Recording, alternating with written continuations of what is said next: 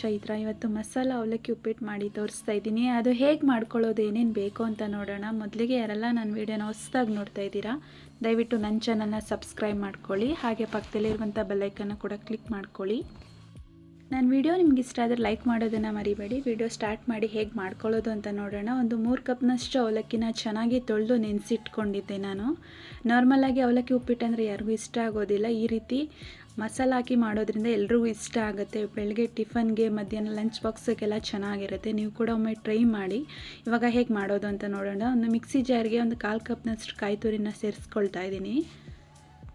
ಖಾರಕ್ಕೆ 5 ರಿಂದ 6 ಹಸಿಮೆಣ್ಸಿನ್ಕಾಯಿನ ಹಾಕ್ಕೊಳ್ತಾ ಇದ್ದೀನಿ. ಖಾರ ನೋಡ್ಕೊಂಡು ಹಾಕ್ಕೊಳ್ಳಿ. ಮೆಣಸಿನ್ಕಾಯಿ ಖಾರ ಎಲ್ಲ ಜಾಸ್ತಿ ತೊಗೊಂಡಿದ್ದೀನಿ ನಾನು.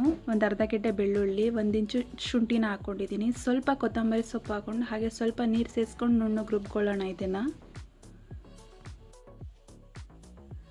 ಜಾಸ್ತಿ ಟೈಮ್ ತೊಗೊಳ್ಳೋದಿಲ್ಲ, ಬೇಗ ರೆಡಿಯಾಗಿ ಹೋಗ್ಬಿಡುತ್ತೆ ಈ ರೆಸಿಪಿ. ಇವಾಗ ಹೇಗೆ ಮಾಡ್ಕೊಳ್ಳೋದು ಅಂತ ನೋಡೋಣ. ಬಾಣಲಿ ಬಿಸಿಗಿಟ್ಟು ಸ್ವಲ್ಪ ಎಣ್ಣೆನ ಸೇರಿಸ್ಕೊಳ್ತಾ ಇದ್ದೀನಿ.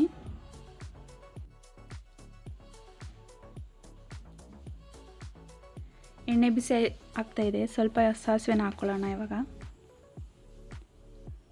ಹಾಗೆ ಸ್ವಲ್ಪ ಜೀರಿಗೆನ ಸೇರಿಸ್ಕೊಳ್ಳೋಣ.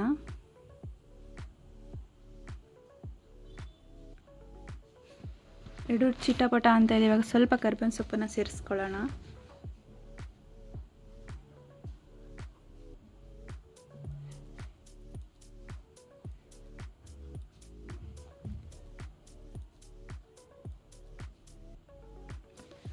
ಎರಡು ಮೀಡಿಯಮ್ ಸೈಜ್ ಈರುಳ್ಳಿನ ಕಟ್ ಮಾಡಿ ಸೇರಿಸ್ಕೊಳ್ತಾ ಇದ್ದೀನಿ. ಈರುಳ್ಳಿ ಸ್ವಲ್ಪ ಕಲರ್ ಚೇಂಜ್ ಆಗಬೇಕು.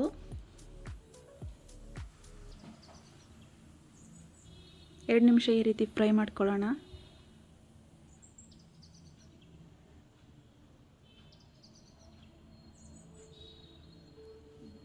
ಈರುಳ್ಳಿ ಕೂಡ ಫ್ರೈ ಆಗಿದೆ. ಇವಾಗ ಒಂದು ಮೀಡಿಯಮ್ ಸೈಜ್ ಟೊಮೊಟೊನ ಕಟ್ ಮಾಡಿ ಸೇರಿಸ್ಕೊಳ್ತಾ ಇದ್ದೀನಿ.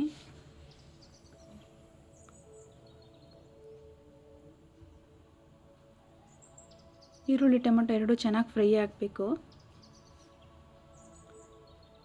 ಚೆನ್ನಾಗಿ ಫ್ರೈ ಆಗಿದೆ. ಇವಾಗ ರುಬ್ಬಿಟ್ಕೊಂಡಿರುವಂಥ ಮಸಾಲೆನ ಹಾಕ್ಕೊಳ್ತಾ ಇದ್ದೀನಿ. ಮಸಾಲೆನ ಹಾಕ್ಕೊಂಡು ನೀಟಾಗಿ ಒಂದು ಮಿಕ್ಸ್ ಕೊಟ್ಟು ಎಣ್ಣೆ ಬಿಟ್ಕೊಳ್ಳೋವರೆಗೂ ಚೆನ್ನಾಗಿ ಫ್ರೈ ಮಾಡ್ಕೊಳ್ಳೋಣ. ಇದನ್ನು ಒಂದು ಚಿಟಿಕೆಯಷ್ಟು ಅರಿಶಿನ ಸೇರಿಸ್ಕೊಳ್ತಾ ಇದ್ದೀನಿ.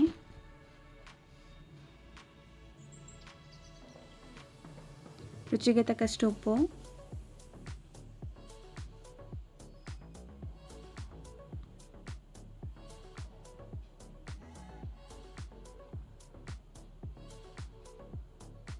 ಮಸಾಲೆಲ್ಲ ರೆಡಿ ಆಗಿದೆ. ಇವಾಗ ಶೋಧಿಸಿಟ್ಕೊಂಡಿರುವಂಥ ಅವಲಕ್ಕಿನ ಹಾಕ್ಕೊಳ್ತಾ ಇದ್ದೀನಿ.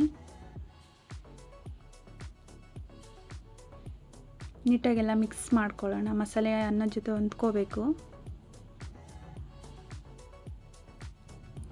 ರೆಡಿ ಆಗಿದೆ. ಇವಾಗ ನಾನು ಸಪ್ರೇಟ್ ಕಡಲೆ ಬೀಜನ ಫ್ರೈ ಮಾಡಿ ಹಾಕ್ಕೊಳ್ತಾ ಇದ್ದೀನಿ. ಜೊತೆಗೆ ಹಾಕಿದ್ರೆ ಸಾಫ್ಟ್ ಆಗುತ್ತೆ ಅಂತೇಳಿ ನಾನು ಸಪ್ರೇಟ್ ಫ್ರೈ ಮಾಡಿ ಹಾಕ್ಕೊಳ್ತಾ ಇದ್ದೀನಿ. ಈ ರೆಸಿಪಿ ನಿಮ್ಗೆ ಇಷ್ಟ ಆದರೆ ನೀವು ಕೂಡ ಟ್ರೈ ಮಾಡಿ. ಹೇಗಿತ್ತು ಅಂತ ಕಮೆಂಟ್ ಮಾಡಿ ತಿಳಿಸಿ. Thanks for watching my video. ಮತ್ತೆ ಮುಂದಿನ ವಿಡಿಯೋದಲ್ಲಿ ಸಿಗ್ತೀನಿ. Thank you.